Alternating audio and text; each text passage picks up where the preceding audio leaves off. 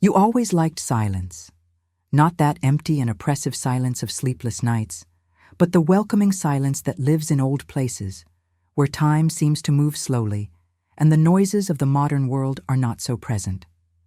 That's what made you choose that low building, hidden on a narrow cobblestone street, in a part of the city where almost no one walks anymore. The facade was simple, covered in dry vines and small windows. The caretaker, a gentleman with a soft voice and slow steps, welcomed you with a silent nod. He said little, just handed you the keys, as if he already knew you would understand the rest on your own. And you did. The apartment was on the second floor.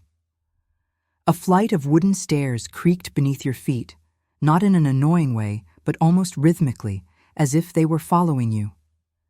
The hallway that led to your door was narrow and a little dark, but the smell of aged wood brought you a sense of familiarity that you hadn't expected.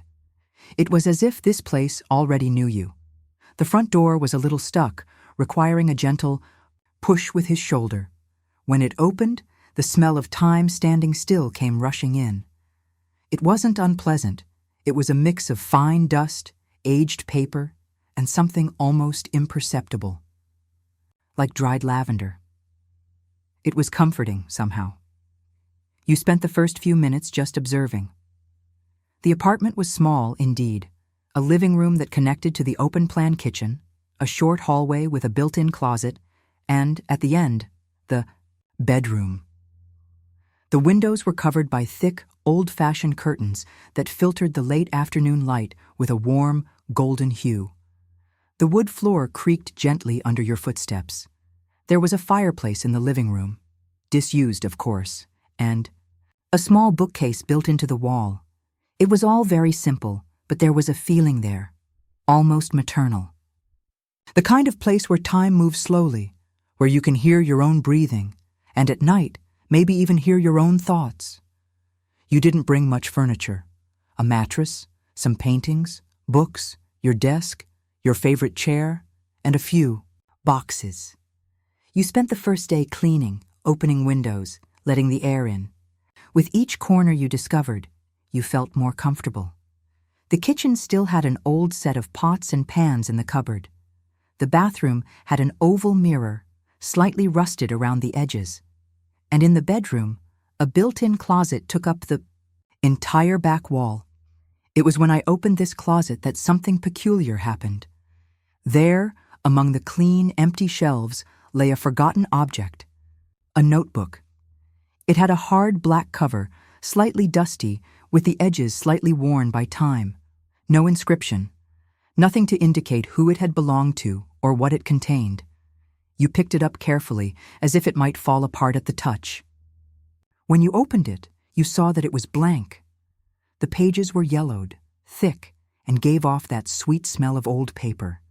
You leafed through the pages one by one and found no words. Nothing written, no signature.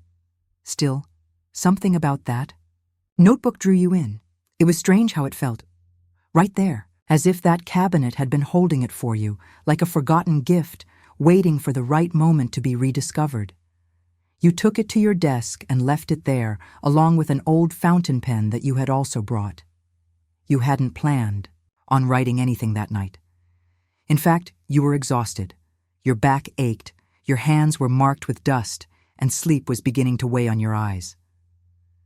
Before going to bed, you turned on a yellowish lamp on the nightstand. The room was silent, except for the distant sound of a wall clock that echoed from somewhere in the hallway.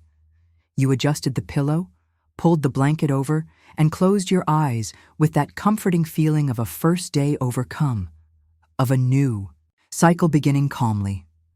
Sleep came like a slow, gentle mist, unhurried, and that first night, the dreams were vague and peaceful. No strange memories, no shadowy figures, no frights, just quiet darkness, as if you were sleeping within the silence itself. The next morning, the world still seemed quiet. The sun came, in through the gaps in the curtain, drawing golden lines on the wooden floor. You stretched slowly, too lazy to get up, feeling the lightness that only the first mornings bring. but as he stood up and walked past the desk, something made him stop. The chapter notebook, the same one you left closed the night before, was open.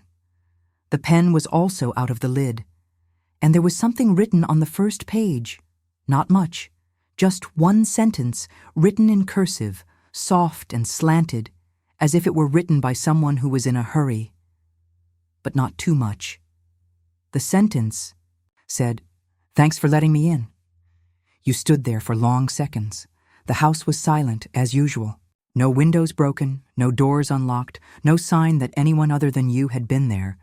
And yet, that sentence wasn't there yesterday. With a slight chill running down your spine, you touched the page with your fingertips. The ink was dry, but the smell.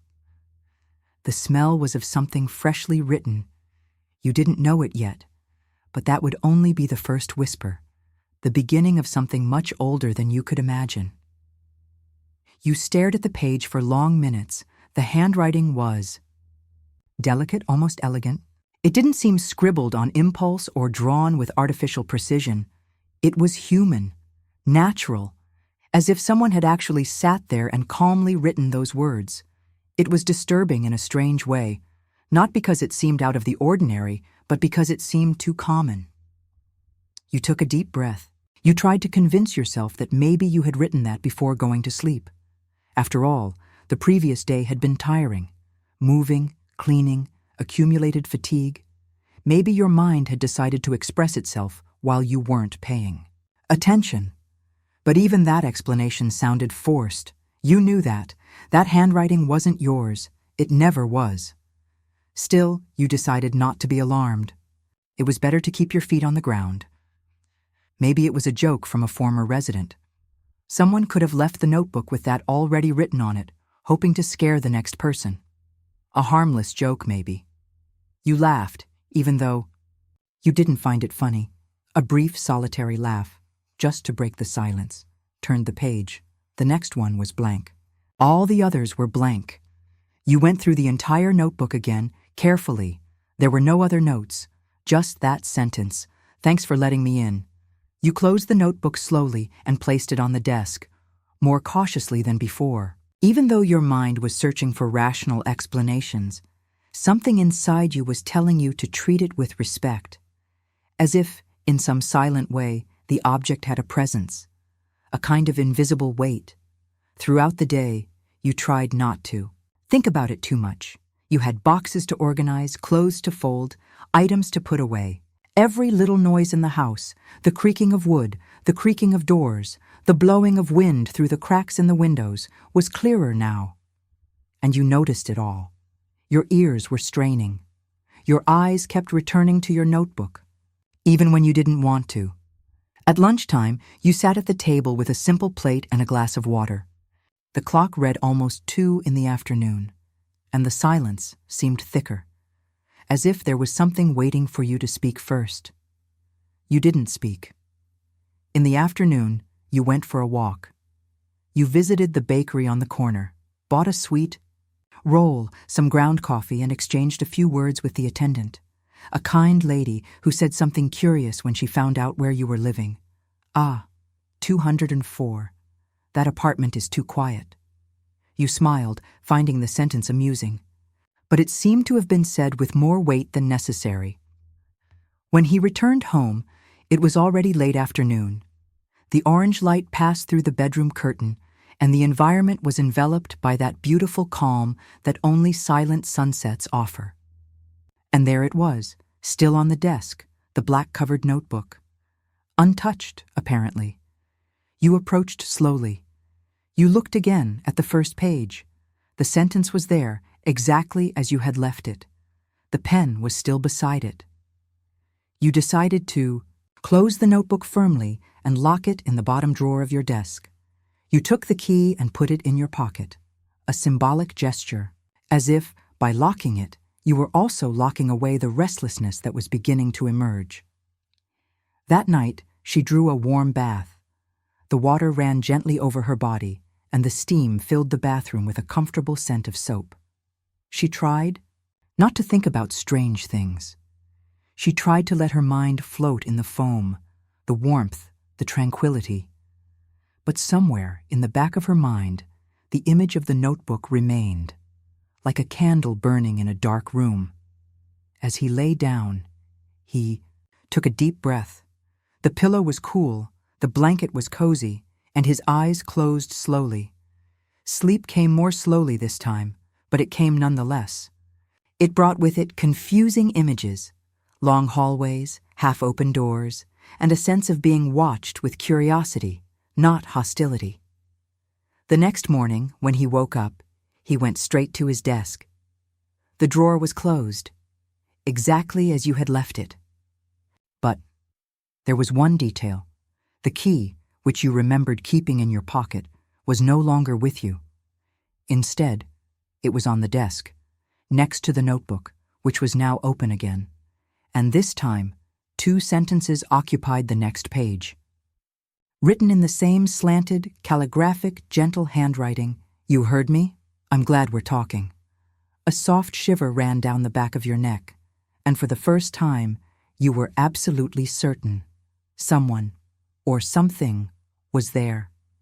With you, not in a threatening way, not yet, but present and willing to continue the conversation.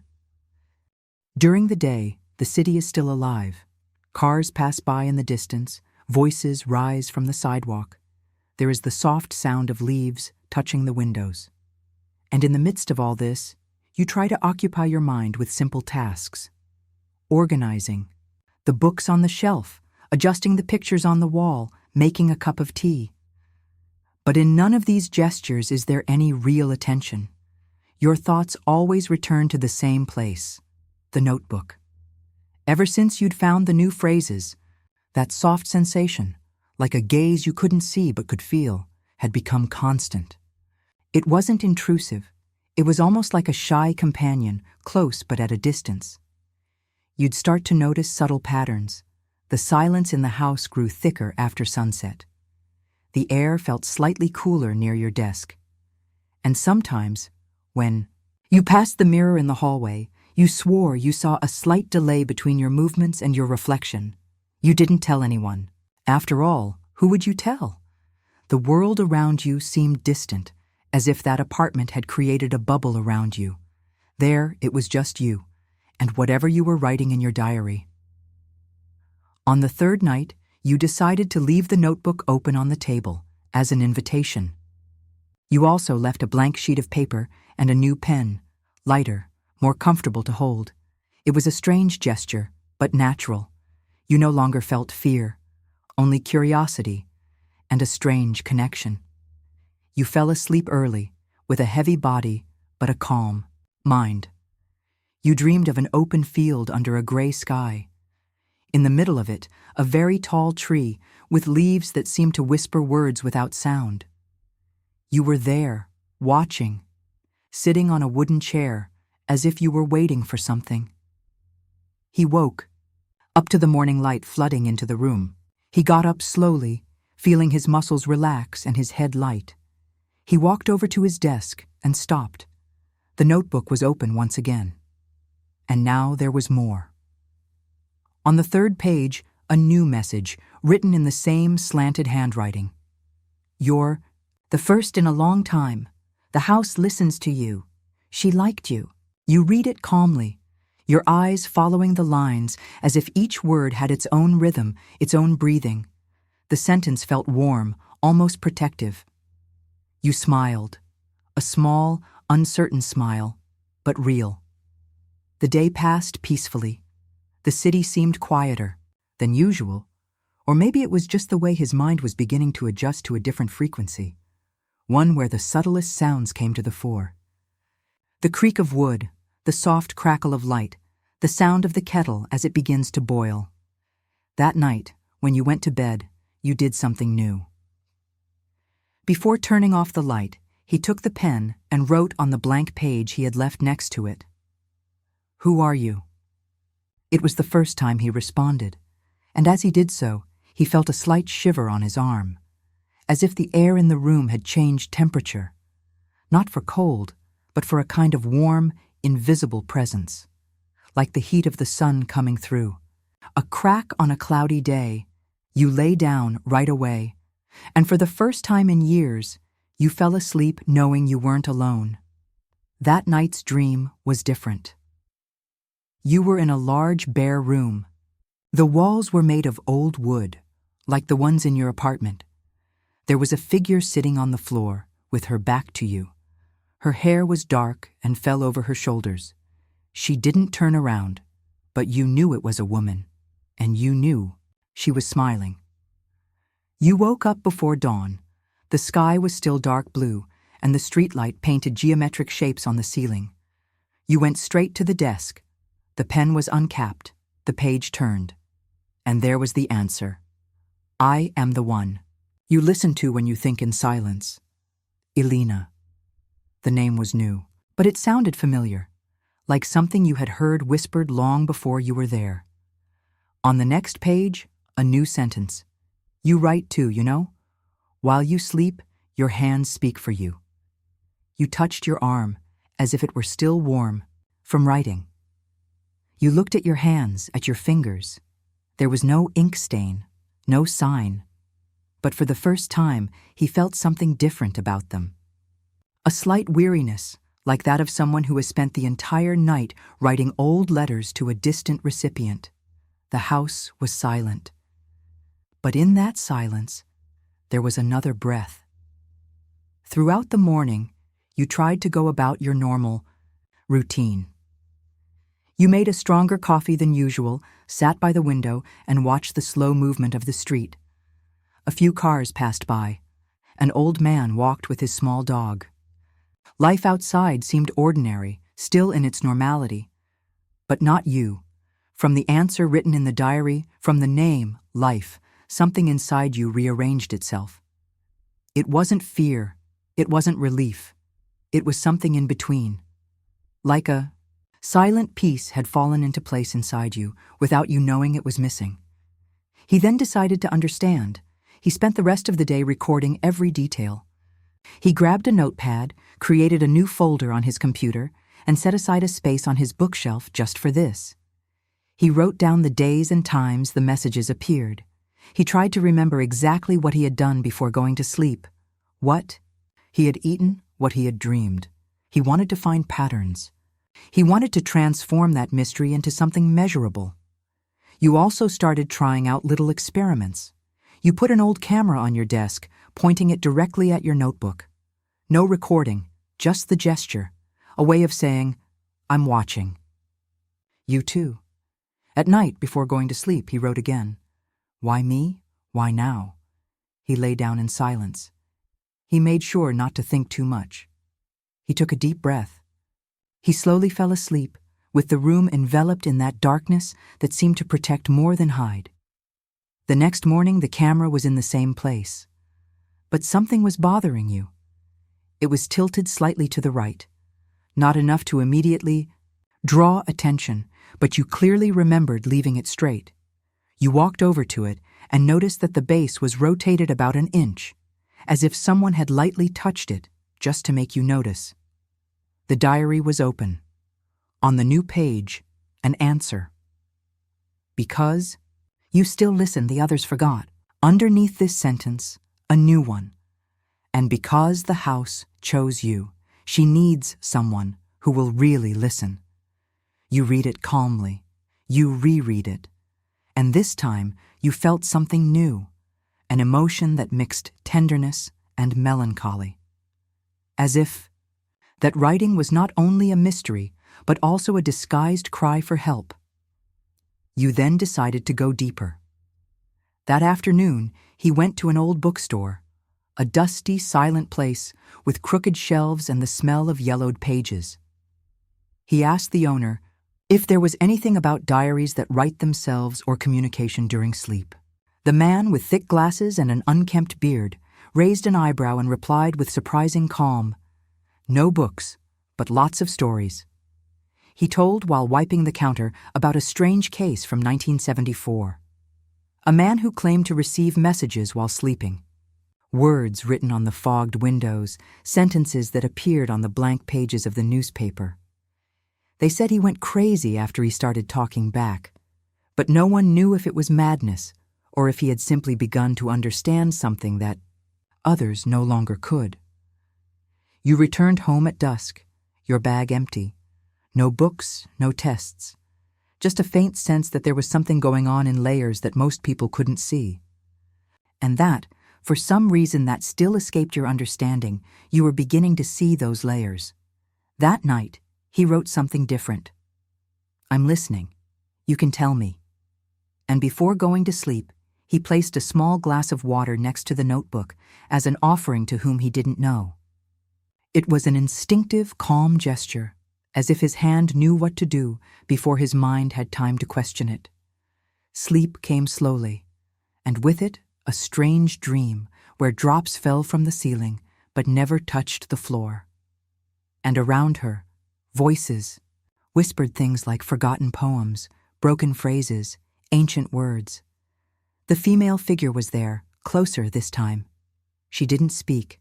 She just wrote, sitting on the floor with the notebook on her lap. Beside her, a candle slowly melted.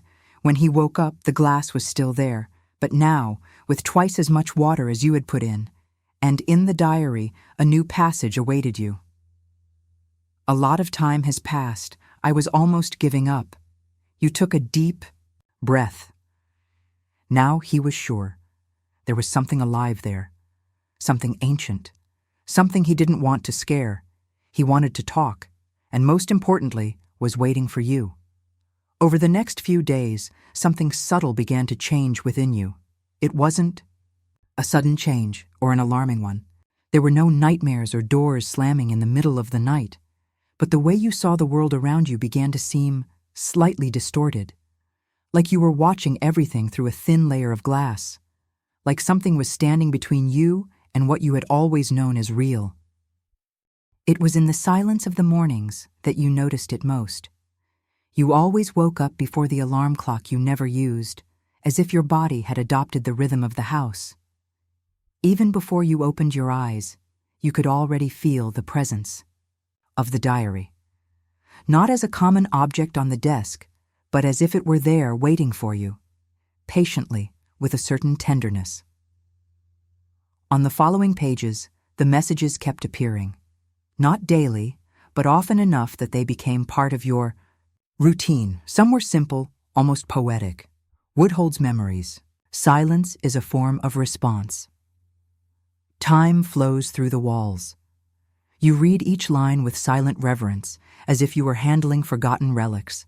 And more than that, you began to recognize feelings in the sentences. Some sounded sad, others grateful. Sometimes they even seemed dreamy, as if the person writing them was remembering something they had never experienced but wished they had. It was one of those mornings, after a particularly calm night, that you noticed something that left you standing still for several seconds. When I opened the diary, the handwriting was different. Not completely. It was still slanted, still fluid. But there was something about it that reminded you of your own. The loops of the G, the strokes of the E, the way the T was firmly cut. It was as if someone was slowly imitating your writing, or worse, as if they were using your hand without you even knowing it. The sentence was brief. Do. You remember? This time, we wrote together. You read it slowly, over and over again. Your chest tightened, not from fear, but from a familiar, unnerving feeling. As if something very ancient was trying to get closer to who you are, or who you once were. That afternoon, he decided not to leave the house. He spent hours sitting down, writing things down in a separate notebook. Thoughts, memories, excerpts from books that had left an impression on him, even forgotten recipes. Everything he could do to compare the handwriting. And the conclusion was inevitable. The last words in the diary were in his handwriting and Alina's, a fusion that was imperceptible to the inattentive eye, but clear to those who knew every curve of his own handwriting. That led you to an uncomfortable question. What else is being written when you are not awake? That night, for the first time, he fought sleep. He lay down, closed his eyes, but remained alert. trying to resist the transition to the other side, that dark, silent place where thoughts lose their weight. He tried to stay awake to watch, to see his hand move, if it moved at all, but sleep, subtle as ever, won, and when he woke up, the diary was closed. In the pen, capped, the glass of water, intact. Everything seemed normal, almost disappointingly normal. But inside the notebook, 2 new pages were written. The first was more of a sad poem than a direct message. The night took me in its hands, taught me what it's like to write with my eyes closed. You don't scream, you listen, and that's why I keep writing. The second page, however, was what really had you transfixed for minutes, because the words were in his handwriting, not similar, but identical. And they said, "I remember when I left. But I don't remember dying." You leaned back, in the chair. The room was quiet. The morning light filtered through the curtains, drawing soft shapes on the wooden floor. Outside, someone was whistling a simple tune, perhaps a neighbor. And even with all these things anchoring you to the present, it was impossible to ignore the feeling that was growing inside your chest. The story being told in that diary was perhaps also his. Maybe it always had been. That day, something different woke up in you. It wasn't agitation. It was a heightened awareness, as if your senses were trying to find answers in places where before there had been only disinterest. The sound of a shoe scuffing in the hallway, the low vibration coming from the plumbing, the faint echo of the wood floorboards. Everything seemed to have taken on a new dimension. And at the center of it all, a presence you had barely noticed before, your neighbor from the apartment next door. Since the move, you had never seen him, never heard him leave, never heard a key turn in the lock. But his presence made itself felt in subtle ways, like the muffled sound of an old radio being turned on for a few seconds and then turned off, or the slight creak of a chair scraping across the floor, always at exactly 3 a.m.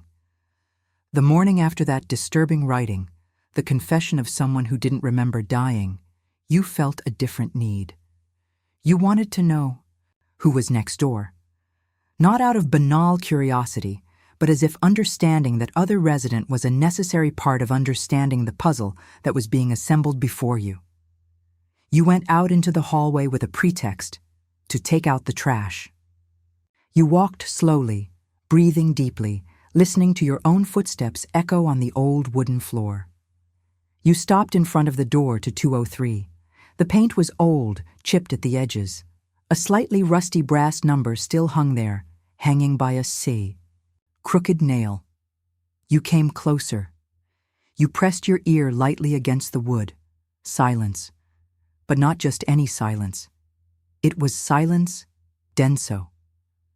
A kind of emptiness that seems to contain something, as if on the other side there were a contained breath. A disembodied gaze. You knocked gently. 1, 2 knocks. Nothing. He waited, and then, with a slight shiver on his arm, he thought he heard something. Not footsteps, not voices, but a very low sound, like paper being turned slowly.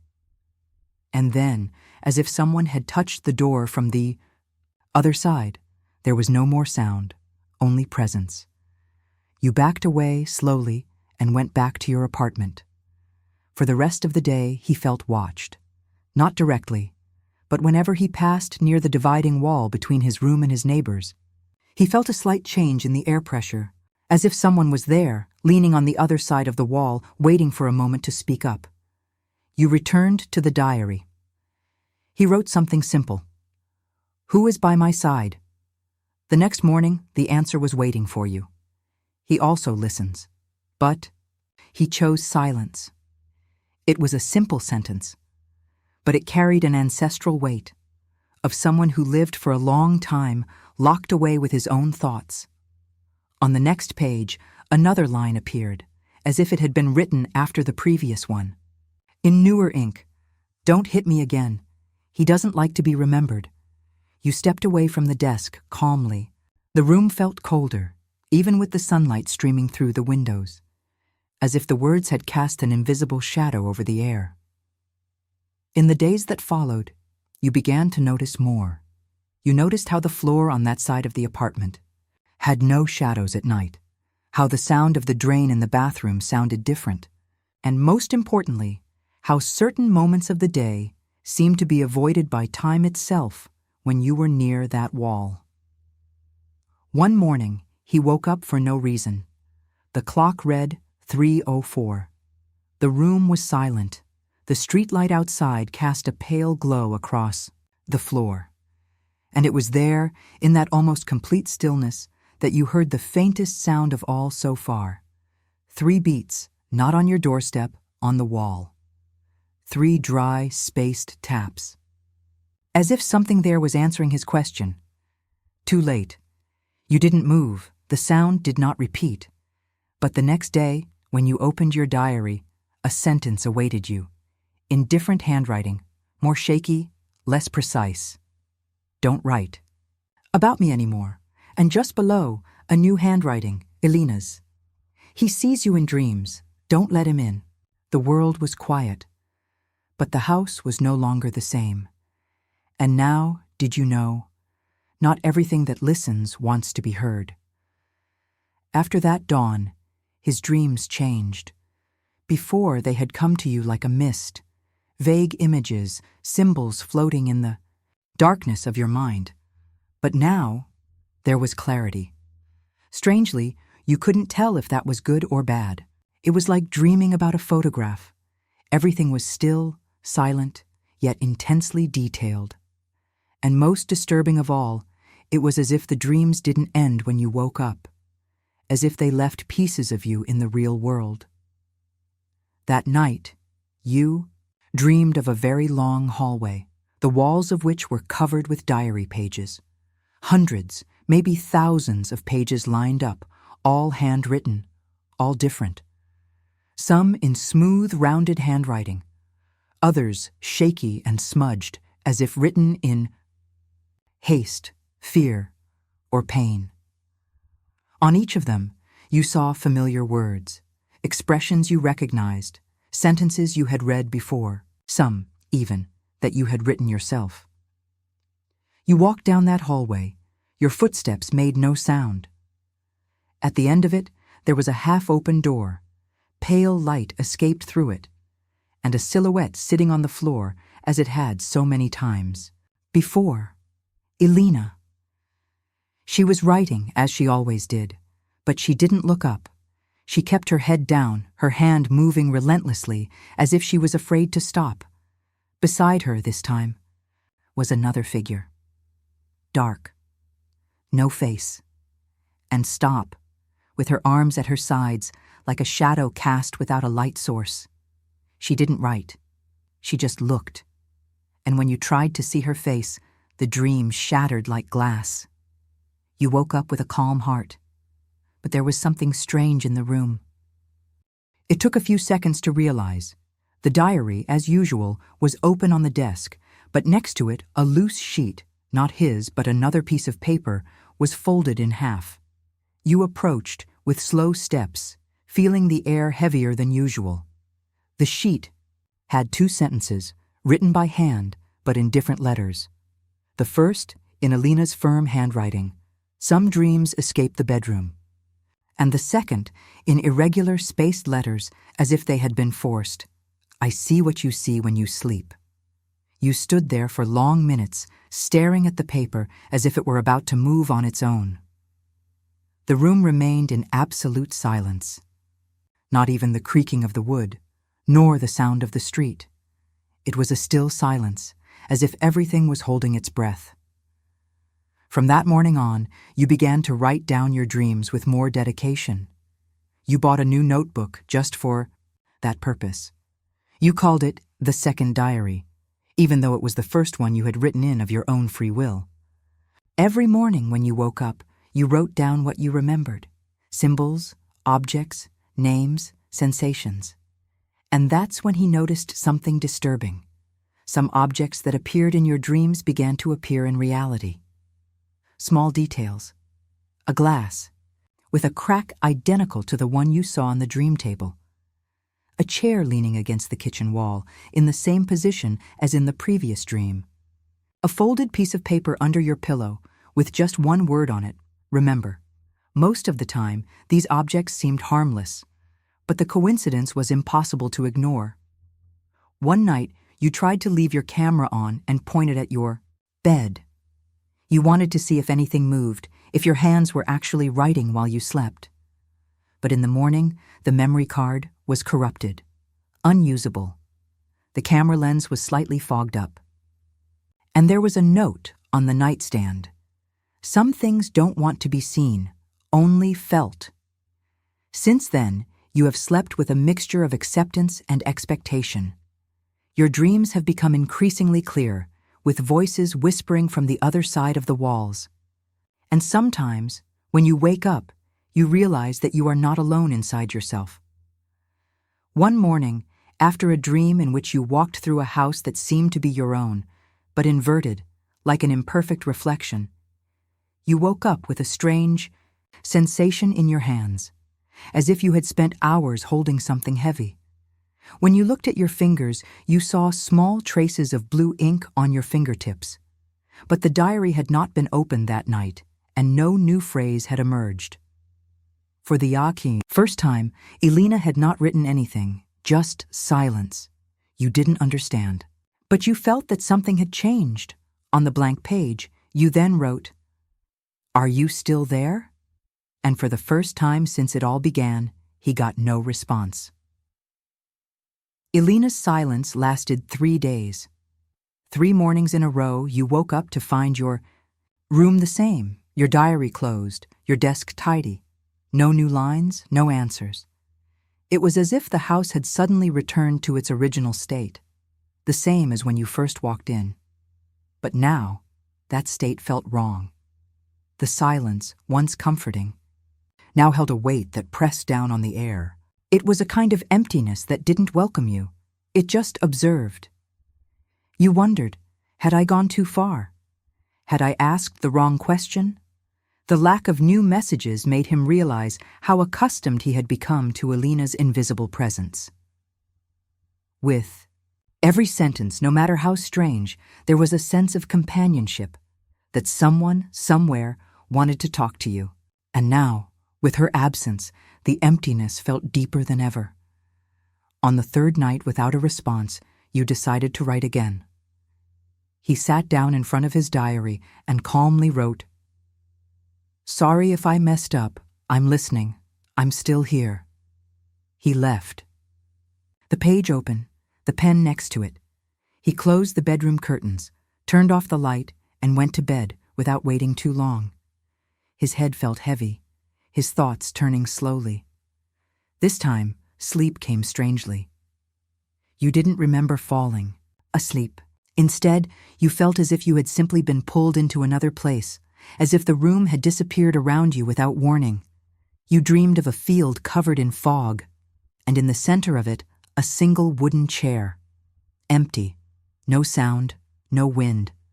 Just a static stillness, as if time had stopped its own breathing. You walked over to the chair, and before you could touch it, you woke up. The room was dark. It was still early morning, but something was different. The air felt heavy, like when a storm is approaching, even without thunder. You glanced at the desk. The diary was still there. But the pen, it was on the floor, near the chair. You stood up slowly. Your feet touched the floor with a soft crack of cold wood. You walked over. You picked up the pen. It was slightly stained, with ink, as if it had been used recently. But there were no new words in the diary, no new sentences, no signature from Elena. It was then that he noticed something. The pen, the one that was on the desk, always positioned next to the notebook, had left a slight mark on the table. A thin, almost invisible line, as if it had rolled slowly while the ink was still running down the tip. You touched the scratch, still damp, like it happened just minutes ago, or seconds. A slow shiver ran down the back of his neck. You sat, silently observing the table, trying to understand if there was something that escaped your eyes, something that was beyond common perception. The pen had not fallen by accident. It had been pushed, and at that moment, as if responding to his silent thoughts, she moved. Slowly. No rush. It crawled about an inch across the surface of the table, tracing an irregular line as if guided by invisible fingers. You stepped back, but didn't get up. Your heart was beating slowly, not in panic, but with the weight of knowing that something has been revealed. The pen stopped. He stood there, motionless. You looked at the diary. It was still open on the same page, your last message still visible. But now, at the bottom corner of the page, a new sentence had appeared, written in small, almost shy letters. I got lost for a while. But I'm still here. The handwriting was Alina's. You let out your breath slowly, as if undoing a knot in your chest. There was relief. But there was also a new question. Where did she go? And what made her come back?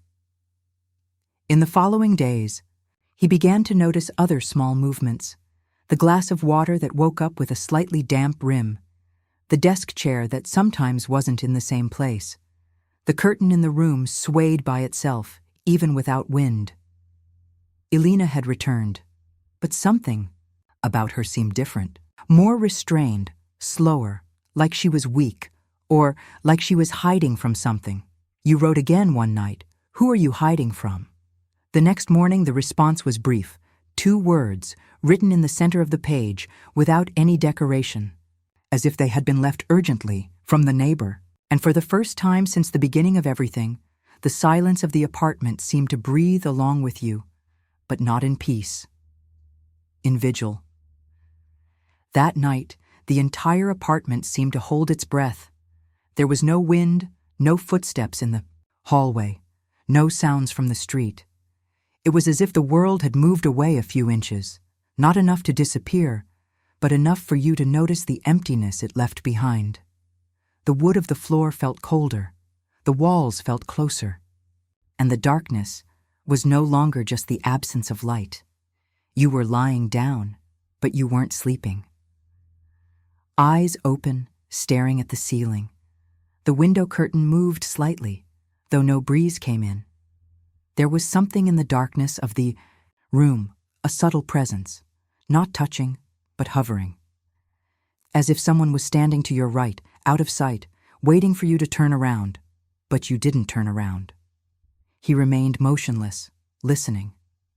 It was then that she came. A voice. Low. Soft. Almost a breath, so close it could be inside your ear, or inside your head. She said just one word. Awake? You didn't respond with your voice, just with your heart racing and your muscles tense. But even so, she seemed to understand. Because soon after, she continued, I need you to listen with your body, not with the ears. The voice was feminine, delicate, and at the same time it carried a deep weariness, as if she had crossed a desert of time and oblivion to be there, by his side. She didn't ask for help. She just wanted to be heard. Really. For the next few minutes, you stood there still, eyes still open, listening in silence. And little by little, you realized that the voice wasn't coming from a specific place. It seemed to move around the room, sometimes near the door, sometimes by the headboard, sometimes under the floor, as if it were made of darkness itself. You didn't know why, but you didn't feel afraid. Maybe it was her tone, or maybe it was because something in you had already accepted that reality, or what you knew as reality was changing shape. The voice spoke short sentences, almost as if it was trying to remember the language. You listen better when you don't. Try to understand. The neighbor does not speak with words. Ink? It captures more than it reveals. Each sentence seemed to come from the wall, the ceiling, the cracks in the floor. And at the same time, it echoed inside you as if it had always been there, waiting to be heard. You don't know how long it lasted. maybe minutes, maybe hours. But at a certain point, the voice whispered something different, something more personal, more direct. You've written before, in this house. The chill down your spine wasn't from fear, but from memory. As if a forgotten part of you had been called by name, even without knowing what it was.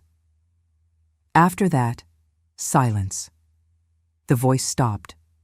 The room was just a room again, and the darkness returned to being just the absence of light. But before sleep finally came, you heard one last sound. Subtle, almost imperceptible. The pen rolling on the desk by itself. And the next day, when he woke up, he found the diary open. A new page, paint still wet. 3 sentences. The first, "The voice is mine." The second, "He tried to erase me." And the third, written in smaller, shaky letters, as if they had been made by someone writing in the dark. "He knows you're listening." You closed the diary carefully, and for the first time you noticed that you weren't the only one listening. Now, someone on the other side was also listening to you. The weather inside the house began to behave strangely. You could still see the sun rise, hear the sounds of the city in the distance, the occasional whistle of a street vendor, the sporadic barking of a neighbor's dog. But everything seemed to happen as a delayed reflection of a reality that existed outside. Inside, the air was different. Time had a different rhythm, and the days began to seem less like yours. After the night he heard the voice and the I, written revelation that you've written before in this house. You began to wonder what else, inside you, didn't exactly belong to your story. They were small signs at first, words you used but didn't remember learning. Mental images that came to you without any apparent trigger. The smell of something old, a light, floral perfume, almost faded by time, that appeared when you passed by the closet door, always at the same time, late afternoon. And the most intriguing thing of all was the feeling, a kind of longing. But a longing that didn't seem like yours. It was as if another memory was awakening within you, timid, uncertain, testing the limits of your consciousness. That afternoon, you decided to reread all the previous pages of the diary. You wanted to find some clue, some turning point. You turned the pages slowly, with light fingers, as if you were caressing someone else's story. But deep down, you were already beginning to wonder if that story was really true, of another person. Some sentences started to sound different, though house listens to you. You write too, you know. While you sleep, your hands speak for you. You had read it all before, but now each line sounded like an echo from within, as if a part of you, forgotten, dormant, was beginning to respond. It was on that day that you had the most vivid dream yet. You were walking through a house. It wasn't yours. And at the same time, it was. The furniture was different, but the floor creaked the same. The walls were the same color. Time inside was the same, slow, dense, contemplative. You passed through the rooms with a strange ease, like someone who is returning, not arriving. In the room, there was an oval mirror, stained around the edges. You approached it, the reflection showed you, but not exactly. The posture was yours. The expression, too. But the eyes. The eyes seemed to stare back with silent recognition. And that was when you saw it. Behind the reflection, a figure. Elena. She didn't say anything, but she smiled. A discreet smile, like someone who meets someone after many years. Or many lives. You woke up with a dry tear in the corner of your eye, not out of fear, of emotion. The diary was open, as always. But now the words had a different structure. It was a whole paragraph, not loose sentences, not whispers. It was like a letter, a confession. Not everything I wrote was mine. Many words came from you. You don't remember because you weren't awake, but your body remembers, and the house remembers. She never forgets who comes here. You calmly closed the diary. Suddenly, you felt something in your fingers, a subtle discomfort, a stiffness in your muscles. You looked closely. There were ink marks on the corners of your nails, dark blue ink, the same as in your diary. You hadn't written anything that morning, not consciously, but somehow you had participated in that letter. It was as if, little by little, you were not just reading Alina's story, but finishing writing it with her, together. And maybe, just maybe, this story has always been yours too. You started noticing the names, more precisely, in one name. He did not appear prominently. It was never the center of any sentence, nor the signature of any message, but it was always there, between the lines, diluted in words, sewn in the middle of other ideas, like a musical note hidden in an old melody. Life. You had known it since the first days. It was the signature of the first direct response. The voice in the dark. The presence that wrote. The consciousness that shared the diary with you. But now there was something different. The name appeared even when it wasn't written by her. Even when the words came from her own hand, or seemed to.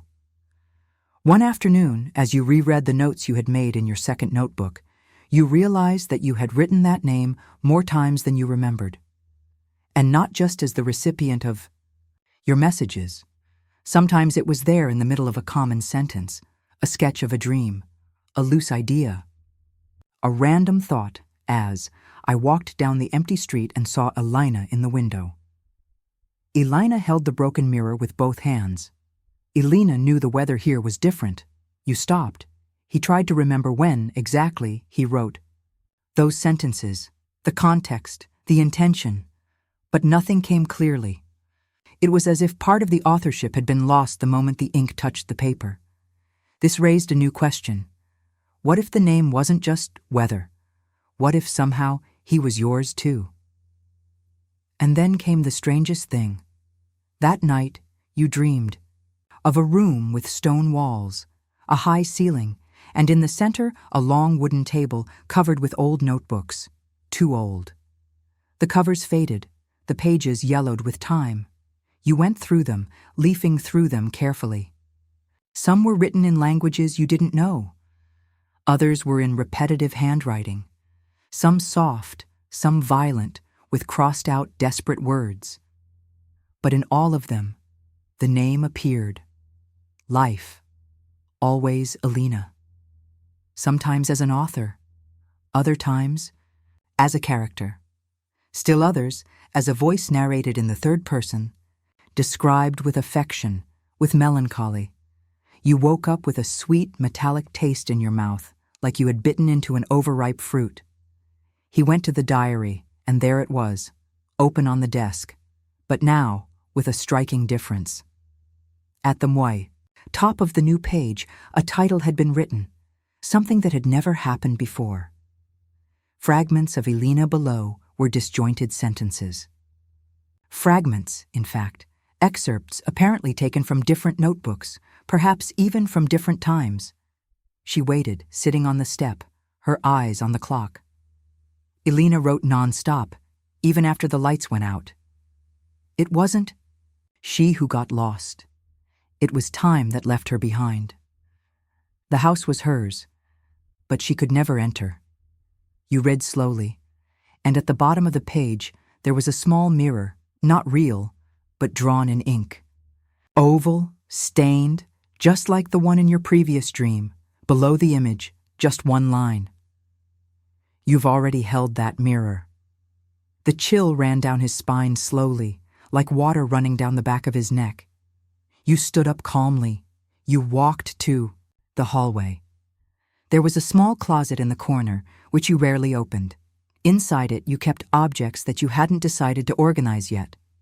Among old books, empty frames, and closed boxes, there was a package of fabric, yellowed with time. You opened it, and there it was, the oval mirror, with a rusty frame, the edges stained by time, exactly like in the dream. You held it in both hands. The reflection trembled. Your image seemed to blend into another, lighter, more subtle, as if you were observing not only yourself, but also the memory of someone who had once been there, or still was. And for the first time, as you looked inside yourself, you felt that the name Alina wasn't just for a woman on the other side.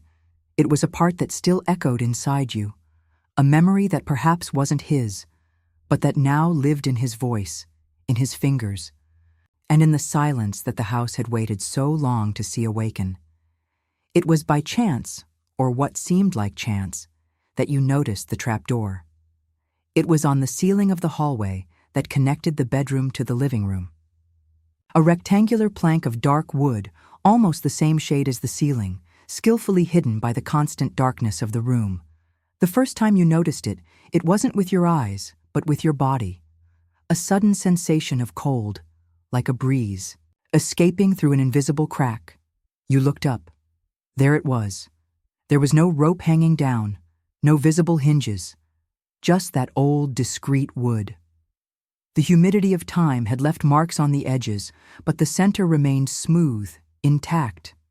You were never one to meddle where you didn't know anything, but something about that night, maybe the diary, maybe the mirror, seemed to have given you silent permission, or a call. You took a chair from the kitchen and positioned it under the trap door. You climbed in carefully. The wood of the seat creaked. Slightly. You reached out and rapped it with your knuckles. The wood responded with a hollow, low sound.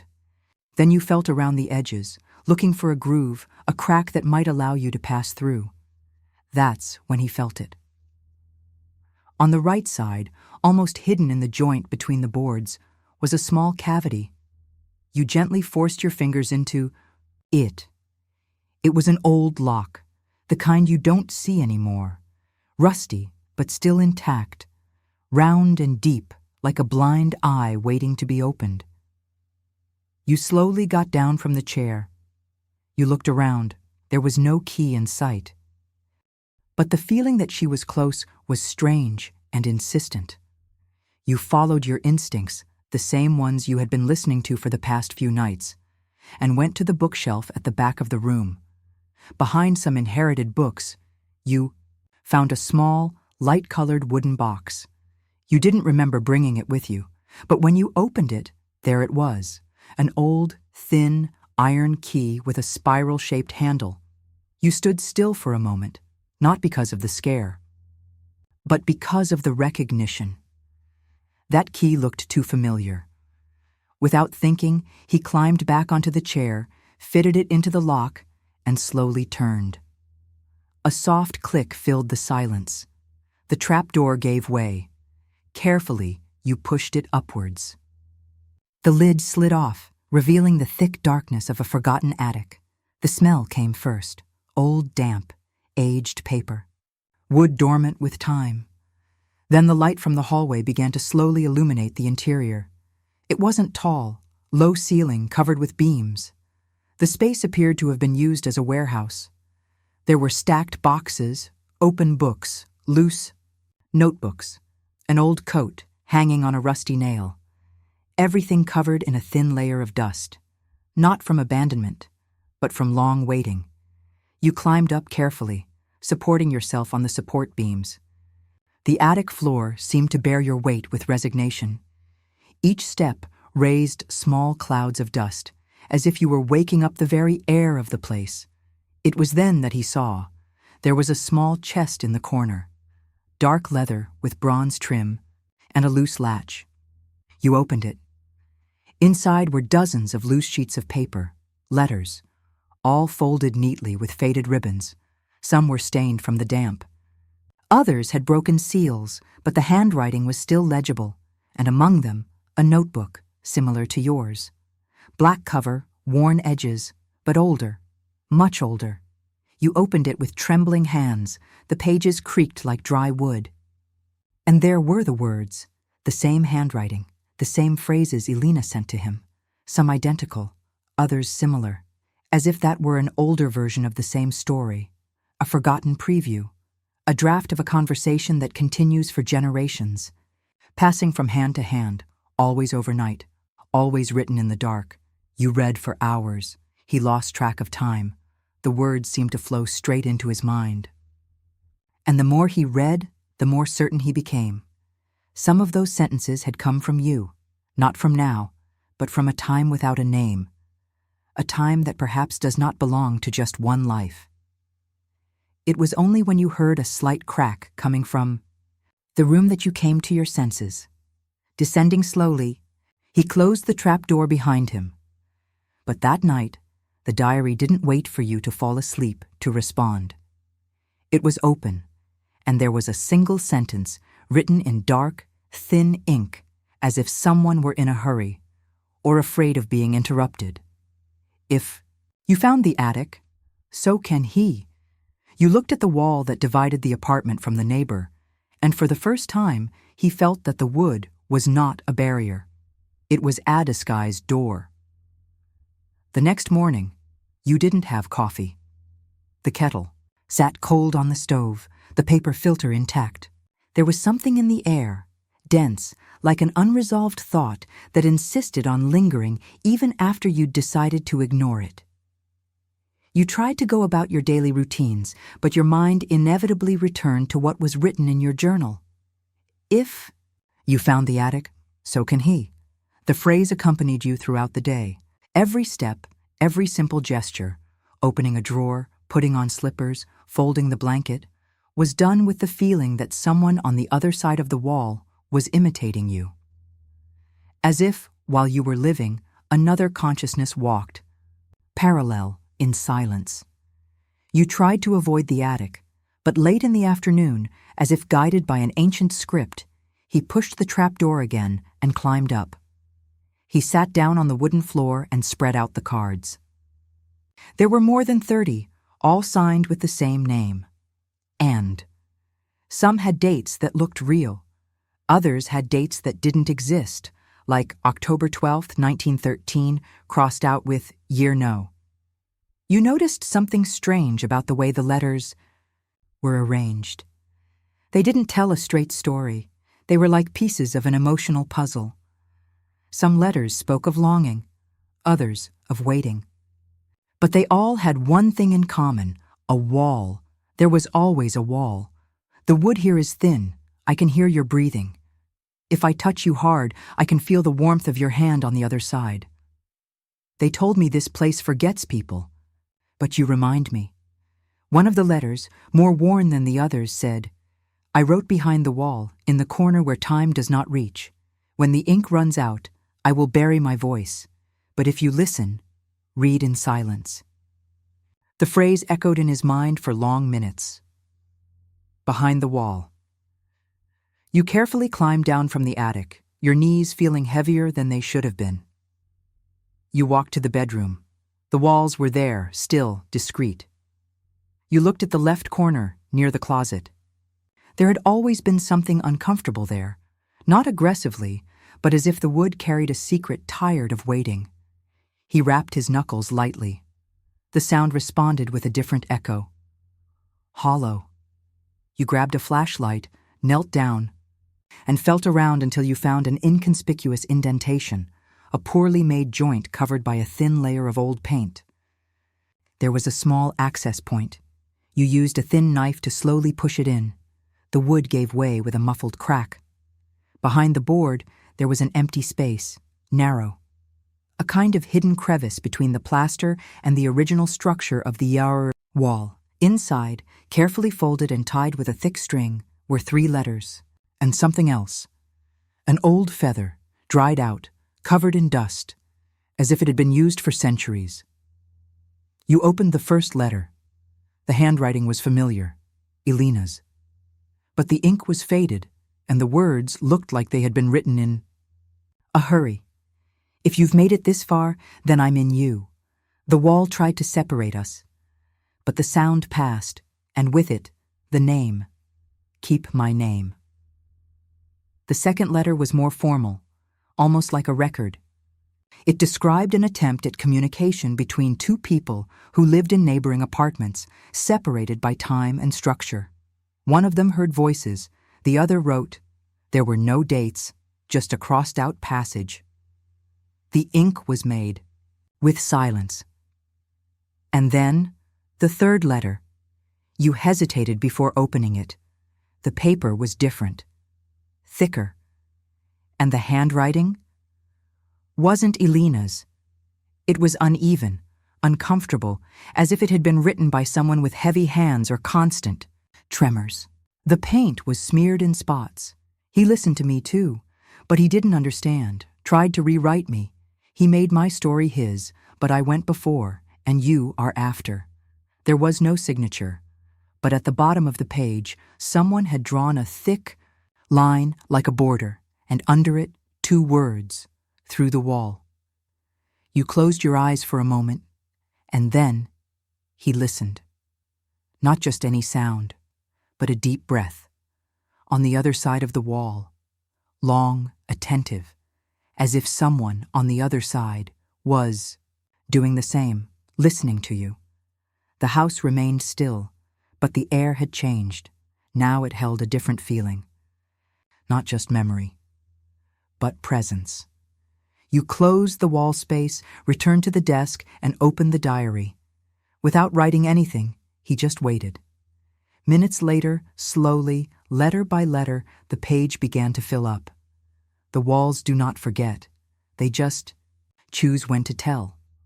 Curiosity, when it grows slowly, does not seem dangerous. It disguises itself as intuition, as a premonition, until it becomes a necessity. And that's how you woke up that morning, with a latent question in your chest, like a whisper that already existed before you even opened your eyes. Who else lived here? Not just in your apartment, but in that place. In that set of old rooms where time seems to move slowly and words resist the dust. Now that you knew about the old diaries, the letters hidden in the wall, the answers that came even when no one spoke out loud, you couldn't help but feel like all of this had happened before. You got dressed without rushing.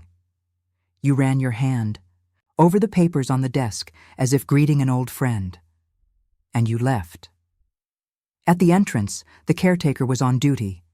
A silent man, almost motionless, like a piece of furniture inherited from the original building. He had deep-set eyes, a slow voice, and a habit of scratching his chin before answering. You asked directly, "Do you remember who lived in 204 before me?" The janitor thought for a moment. He scratched his chin. Lots of people, but none for long. You waited. He had a boy.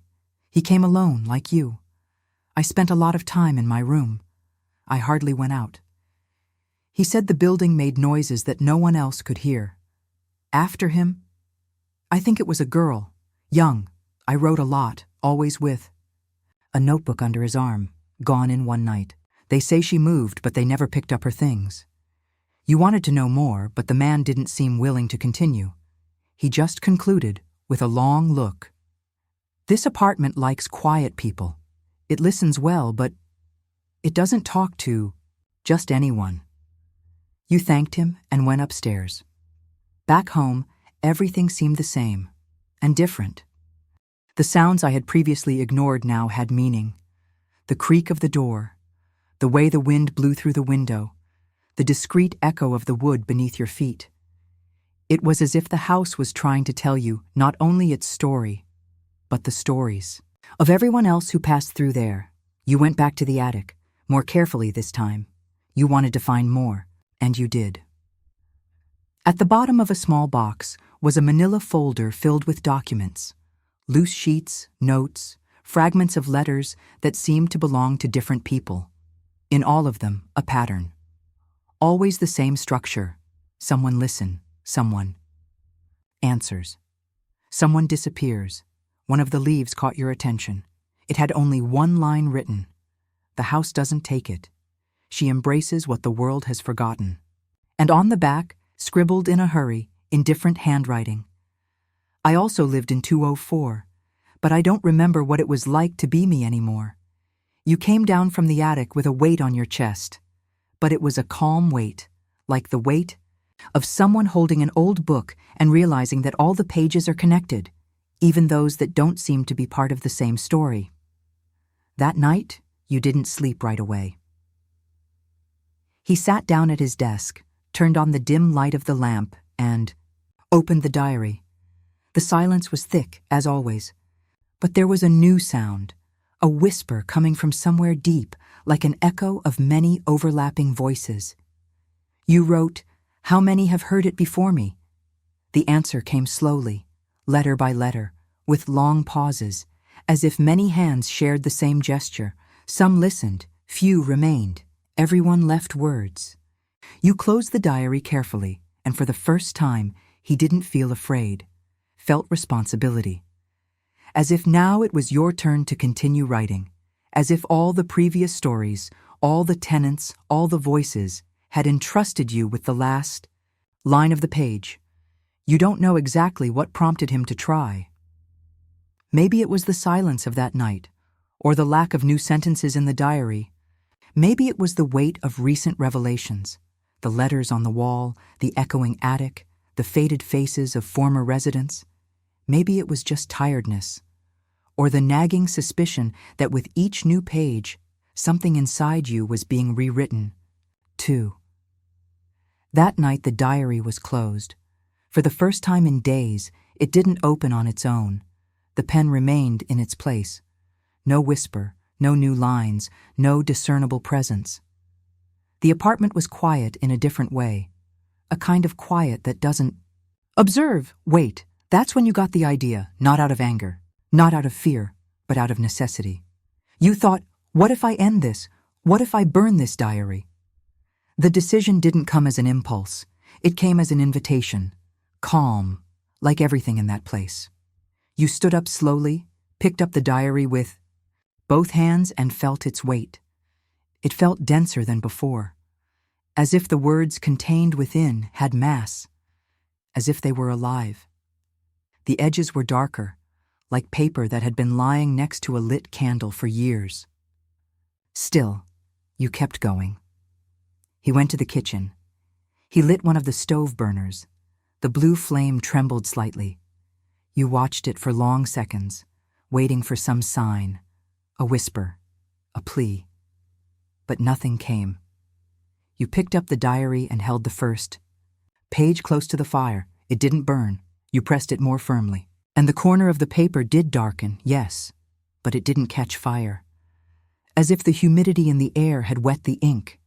As if the diary was made of something non-flammable. Then you flipped through it to the middle. You tried to burn a page in the center. Nothing. No crackling, no smoke. Just the smell of old heated ink, tried with matches, with a lighter, with a candle, all in vain. The paper softened. It darkened at the edges, but never burned. You held the diary against the stove for the last time, for the longest time. 10 seconds, 15, 20. Then you pulled it away and looked. The cover was warm, but intact, and it was then that he realized something that sent chills down his spine. The page you had tried to burn, the same one that touched the flame, now had a new sentence written. Black ink. Firm lettering, centered. This is not to end. It is to remember. You stood still. The stove flame still flickered behind you, but now the heat seemed to come from somewhere else. The diary came back with you to the room. You left it on the desk, as usual. But for the first time, you felt him watching you back, not with eyes, but with awareness, with presence. The next morning, the paper that had been burnt was now white again. No stains, as if it had never touched fire. And at the end of the notebook, on the last page, one you had never turned to before, was a single sentence, written in small, spaced letters. Everything that is forgotten tries to burn, but memory is not gray, it's a scar. You touch the page gently, And he felt for the first time that the diary, it was not just an object, it was a warehouse, not of words, but of lives. The next morning, you woke up different. There was a strange calm in the way her eyes opened, the way her feet touched the floor, the way the light from the window filtered softly through the gaps between the curtains. It was as if the entire apartment was suspended, waiting, patiently, for her next move. You approached the desk with the care of someone sitting before an altar. The diary was closed, for the first time in many days, but not through inactivity. It was as if it had been arranged, prepared, a dark ribbon wrapped around the cover like a symbolic bow. And beside it lay a loose sheet of paper, folded in half. No envelope, no return address. Just folded, like so many others you had found in the attic and on the walls. You unfolded it with shaking hands. The handwriting was unmistakable. Life. But this time, the lyrics seemed less confident, more hesitant. As if something had happened, or was about to happen. The message was short. You write, but you don't know. While you sleep, your hands answer me. But I wanted it to be woken up. I wish it was you. Write me back. You read it over and over silently. And each time you read it, the words seemed to weigh more heavily. It was no longer a game of mysterious messages. It was no longer a communication between two distant worlds. Now, it was an intimate request, an appeal, and more than that, an invitation to share the authorship of something that had been writing itself for too long. You picked up the pen. He took a deep breath, and for the first time, he wrote in his diary deliberately. Not just to ask questions, not just to provoke a response, but as if he were sitting down in front of someone and starting to talk, calmly, honestly, with abandon. He wrote, "Life, I don't know who you are, but I feel like I recognize you. Every time I read, listen, dream, I feel like parts of me are aligning, as if you were a memory I never lived, but somehow it left its mark on me." He closed the pen. He left the diary open. You took a long shower. The warm water running down your shoulders seemed to lift a weight you didn't even know you were carrying. And when you returned to your room, you found a new page written. There was no sound, no perceptible movement, but the words were there, fresh, still wet with ink. And that, you are remembering, I am not something that comes from outside. I am what is left of what you lost. You leaned against your desk and ran your hand through your hair, trying to keep your breathing steady. It was hard to absorb what it really meant, but at the same time, it made sense. Some part of you, not rational but visceral, understood. Alina wasn't just a voice on the other side. She was a part that was left behind, a part of you, or someone you were, or someone who still is. That night when you wrote again, your words came fluidly. There was no effort. You wrote as if you were transcribing something that already existed within you. If you are part of me, Alina, so help me remember what we forgot together. And the answer, written as if it had been sewn with fine thread between the fibers of the paper, was simply, let's write this story to the end, together, this time, awake. You closed the diary slowly. He turned off the light, and he slept with a new feeling. It was not peace. It wasn't fear. It was a strange form of belonging. As if, finally, I had found someone with whom to share the burden of all that has been forgotten. The Akariya. Routine has changed. Without you planning it, without you noticing, the days began to orbit around the desk. Waking up, reading, writing, sleeping, dreaming, waking up again. Like a cycle with no beginning or end, in which each action became an echo of the previous one, and a harbinger of the next. Alina now responded more frequently, and you more. Naturally. The notebook had become more than a diary. It was a shared space, a territory where time seemed to fold in on itself and where silence gained a voice. Every line she wrote was a presence. Each response from him was like a thread connecting two places, distant but not separate. The conversations did not happen like a normal dialogue. They were more like memories unfolding, like letters exchanged, between two fragments of the same mirror.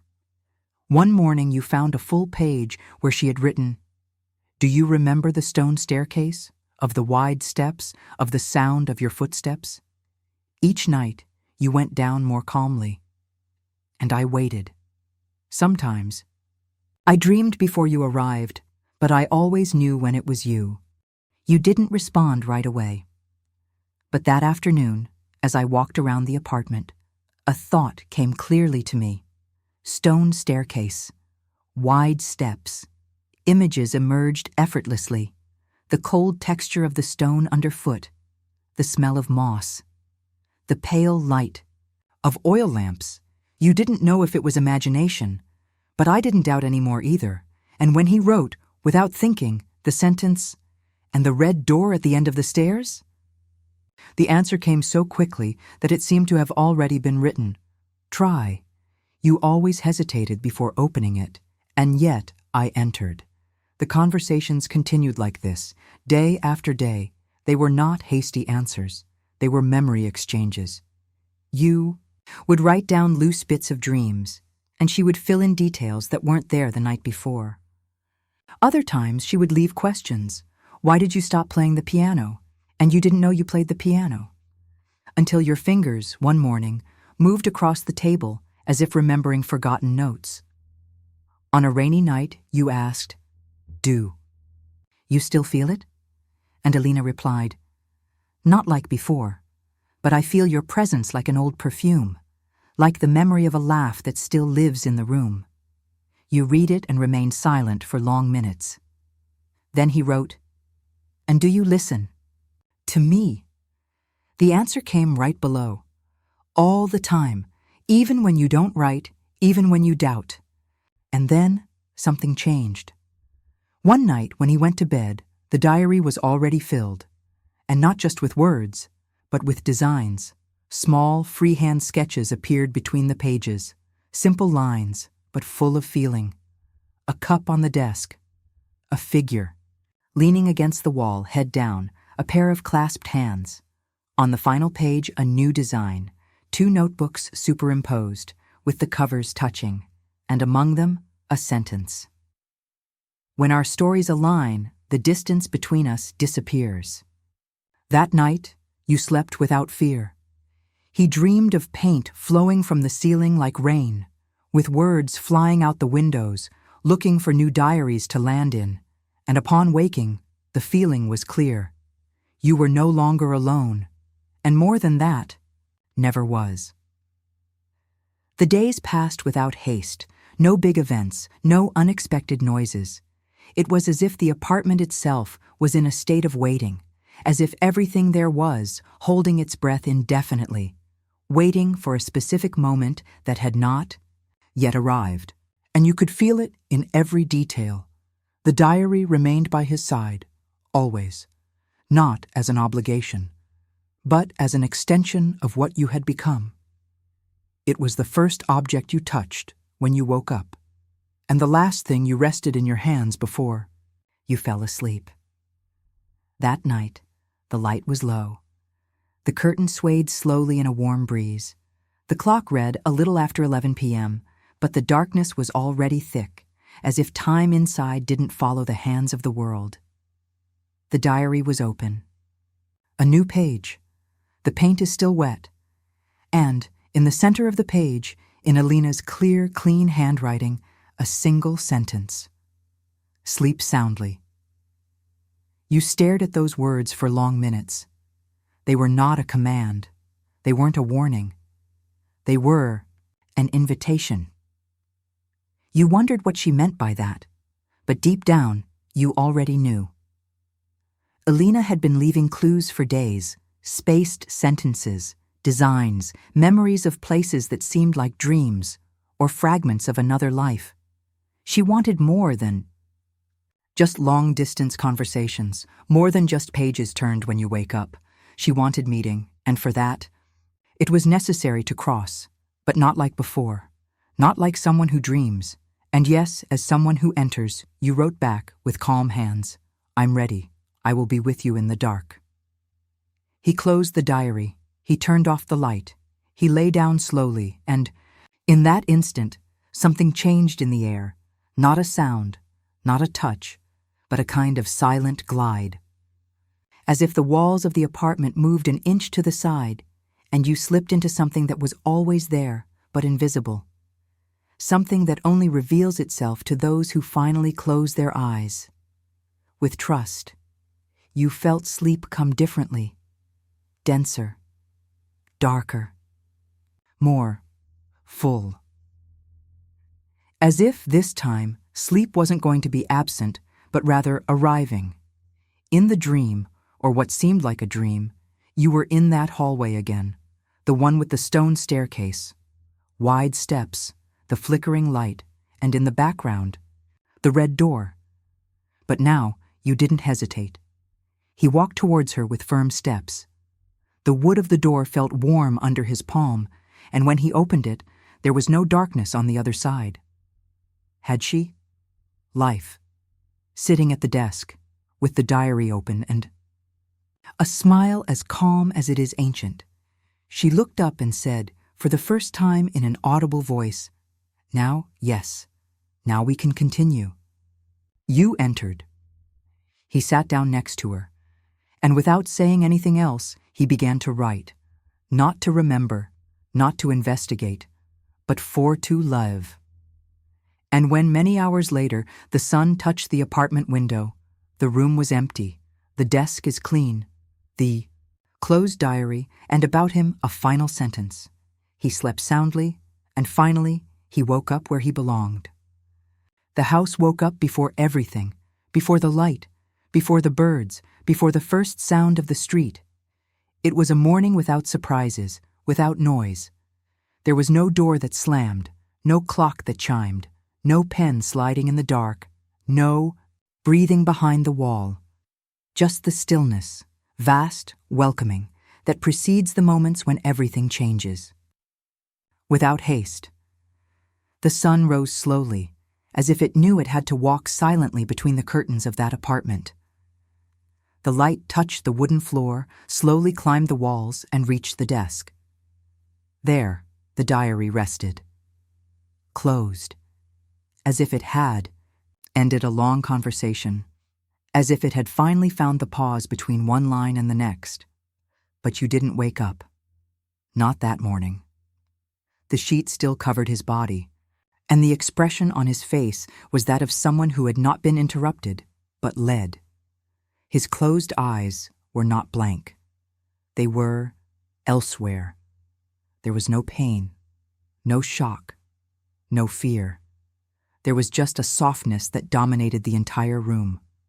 The air felt warmer, slower, as if even time had decided not to call you, just to respect the silence of someone who has already heard everything they needed to hear. In the diary, there was a last page written, no rush, not urgently. With tenderness, he. Crossed without noise, the body sleeps, but the story continues. Now we write on the same side of the paper, and below that, a delicate line, a name. Not Alina's, neither does yours, just us. Days passed, maybe weeks. The apartment remained silent. No trace of disturbance, no signs of abandonment. Just the kind of peace that ancient places bring when they have understood the role they played. And then, on an afternoon like any other, the front door opened. Someone new has come in. He looked around. He breathed in the stale air. He noticed the soft light over the desk. And there, resting as if waiting, the diary, the black cover, the white pages. The new resident approached, curious.